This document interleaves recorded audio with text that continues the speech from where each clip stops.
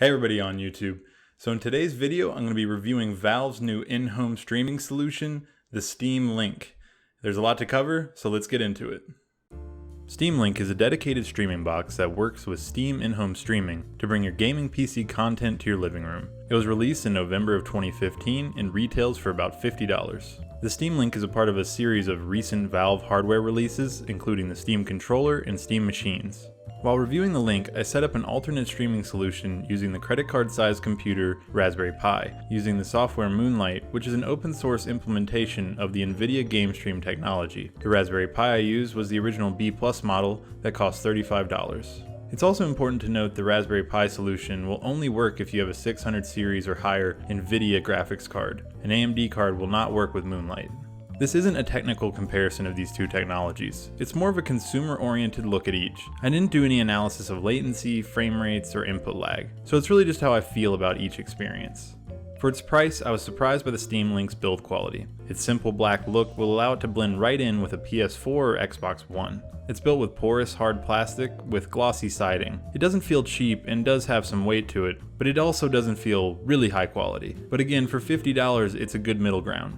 The Link features a 100 megabit Ethernet port, 802.11 AC MIMO wireless, 3 USB 2.0 ports, Bluetooth 4.0, and an HDMI out. It supports input from Valve's Steam controller, Xbox One and Xbox 360 wired controllers, Xbox 360 wireless controllers, the Logitech F710, and of course keyboard and mouse. The back of the unit has the HDMI, 2 USB ports, and the Ethernet, while the right side has the remaining USB port. If there's anything I don't like about the build, it's the USB layout. Instead of the ports being in the front of the box where it would be easy to swap out controllers, they're in the back and the side, which is okay, but it's not what I would prefer. It comes with everything you need excluding an input device. This includes a nice flat Ethernet cable, thin low-profile HDMI cable, and the power adapter. Also included are some power adapters for European plugs. On the Raspberry Pi, the device comes with no enclosure, so it's just a naked PCB. It comes with 2 USB 2.0 ports, wired 100 megabit Ethernet, and HDMI out. The Pi does not feature wireless or Bluetooth, but both can be added through USB dongles. Because of the lack of a case, buying or building one will most likely push the Raspberry Pi into or past the $50 range, making any cost savings negligible. I put my Raspberry Pi into the shell of an old Sega Genesis. Setting up the Steam Link is super easy. You simply hook it into your TV, follow the on-screen instructions, and as long as your PC is on the same network, it should take less than 10 minutes. It's got a fairly straightforward menu selection that has settings for display, language, power, networks, Bluetooth, quality settings, and so on. The stream quality settings is the most important page, and it features simple, fast, balanced, or quality settings, as well as advanced settings, which are the ones I use. And I would recommend anyone buying this to play around with the advanced settings. Once the Steam Link connects to your network, it will find your local PC that it can stream to. When you do the initial setup, you'll have to enter a code the Steam Link generates onto your PC to get the devices to pair. After that, it's a relatively smooth experience. The Raspberry Pi, on the other hand, isn't user-friendly at all. You'll need an install of Raspbian, and it would be best to have at least a basic understanding of Linux. Launching a stream requires the use of the command line. However, if you're good at following directions, there are various guides for the process. I'll link one in the description. Something to consider on both platforms are non-Steam games and games with splash screens. Adding an executable that isn't from Steam is possible and does work, but I've found the performance of those titles to be hit or miss. Any game with a splash screen like Fallout 4 or LA Noire also causes issues. For Fallout 4, I had to use a workaround to get the game to ignore the splash screen. With LA Noire, I had to start the game manually at my PC and then walk out to the living room to start the stream, or the game would just crash. Both of these products have usability issues. In most cases, the games will just work. But for the games that do have issues, you'll need to do some troubleshooting, and I could see that frustrating an average consumer, especially in the case of the Steam Link. Since the menus and setup are so simple, many may not expect the odd issues you can run into. If you're adventurous enough to set up the Raspberry Pi, troubleshooting these issues shouldn't be a problem, but will still be annoying. So what's really important about these devices is the performance. In a nutshell, the way streaming works is that your computer compresses each frame from your game, packs it up, sends it to the streaming box, and then the streaming box unpacks it and displays it. The streaming box then sends the input signal from the controller back to the PC. Because of its nature, streaming will have compression artifacts, video latency, and input lag that can't be avoided to a certain extent, though technology is getting better and will close the gaps in the near future. A big factor in performance is resolution. At 1080p, newer games like The Witcher 3 struggled on both solutions to keep stable frame rates and suffered from major compression artifacting. Older games like Left 4 Dead 2 that don't challenge my hardware run really well at 1080p. So what resolution is best is going to depend on your hardware, and you'll have to experiment on what you feel are the best settings. Downsampling to 900p works well for the newer titles, but it's a bit fuzzy on my 1080p TV. When I tried 720p, the picture was unacceptably blurry. The best resolution is obviously going to be as close to native as possible. Downsampling to lower resolutions may reduce latency and increase frame rate, but the visuals are going to disappoint. What type of connection you use is also important for performance. Unless you have an AC wireless router and a really good connection, I wouldn't recommend using wireless. I found it to have much more stuttering than a wired connection. Running an Ethernet cable around your house or apartment sounds like a big hassle, but it will bring the best experience. Video latency was hit or miss. Some games seemed to have very consistent results, and others were all over the place. I found that a consistent latency was more playable than one that dipped from high to low. Games on the Steam Link generally stayed under 30 milliseconds of latency, and though I don't have numbers for it, I would say the Pi's lag was comparable. Both were playable, and if the lag stayed consistent, you got used to it pretty fast.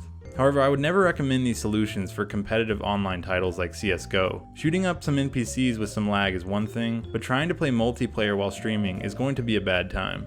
Games like League of Legends, Dota 2, TF2, or really anything with fast-paced competitive action should not be considered when thinking about getting a streaming solution. The Steam Link has very low input latency, so I never felt that controls were lagging. However, the Raspberry Pi at times had quite a bit of input lag, which made playing games feel weird. There's no way for me to really show this without some serious high-speed camera gear, but when the input lag is bad, the whole experience suffers. The Pi seemed to only have this issue while running certain games at 1080p. At 900p it wasn't noticeable, and though I didn't test it, manually lowering the bitrate could fix the lag. Something that should be obvious in these comparison videos is the difference in color depth. The streamed image on both systems tends to be less bright and have less contrast, giving it a slightly washed out appearance when compared to the original. This is to be expected as compressing the image also compresses the color data, but seeing the effects side by side really highlights the amount of data lost in the video compression. While testing, nothing on either solution was consistent. Some games looked good and some didn't. The Witcher 3 was not a good experience, but BioShock Infinite was. That's one of the biggest issues with game streaming. Without testing, there's no way of knowing which games will be playable, and it's totally going to depend on who's playing them. My girlfriend, for example, doesn't seem to notice frame rate drops the way I do, so the experience is going to be very subjective. Also worth noting is that several games refused to work at all on the Raspberry Pi. Fallout 4 and South Park both streamed video but refused any control inputs. However, this was not an issue with the Steam Link. An odd issue I had with the Steam Link was internet connectivity. Though the device only uses the local network, an outside internet connection is necessary to use it. I'm assuming this is for some DRM reasons, but it really doesn't make any sense to me. If a game can play in offline mode, then why can't it stream to the Steam Link in offline mode? The Raspberry Pi doesn't have this limitation, and can stream as long as it's on the local network with the PC.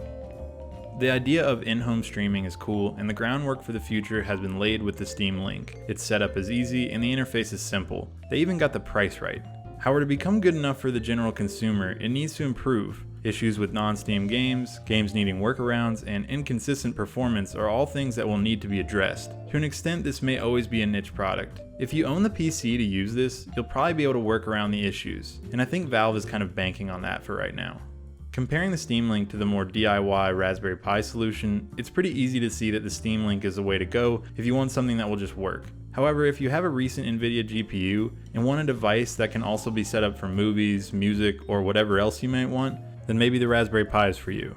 The NVIDIA technology at times seems to have a higher quality image, with better compression, but it's more difficult to set up and less consistent. NVIDIA does sell its own official set-top box, the NVIDIA Shield, but at $200 it's too cost prohibitive just for in-home streaming. So would I recommend the Steam Link?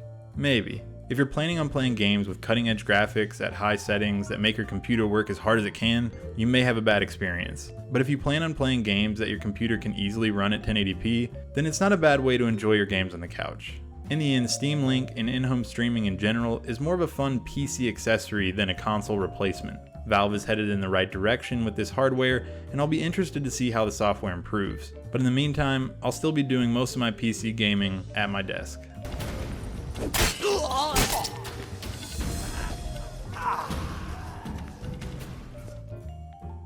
Okay everybody, that was my video for this week. I hope you liked it. If you did, give me a thumbs up. If you didn't, I think you know what to do. Leave me a comment in the comments section and hit that subscribe button if you want to see more videos like this one in the future. Coming up next week or a little bit after, I'm going to be doing a review on The Witcher 3. It's taken me a little longer than I expected, but it's a pretty cool game, so I hope you enjoy that one. See you then.